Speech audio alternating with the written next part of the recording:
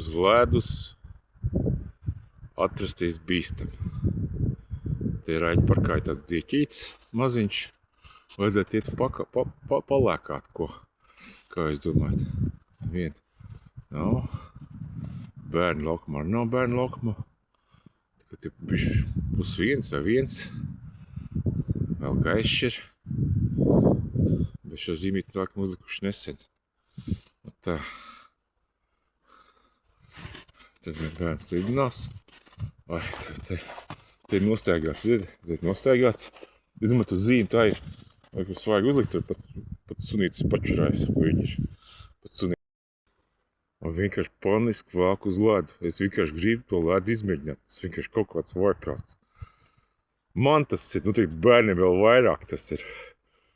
Ja te būtu kādi bērni, viņi tā tas, nu tā ir, ka visu to bērnu laukam, bet visi skrien, visi ir apkārt pēdas, visi skrien uz šo ledu. Raņparka kalniņš. Man šis vienībā likās milzīgs kalns. Milzīgs kalns. Pa dažām vietām man pat bīstam bija braukt lejā. Šit likās, ka te skolēni no skolas nāk. Šeit darētu tikai trepes pilikt normāls, lai uzkāpt. Jo man tagad grūti uzkāpt, tas ir patieni.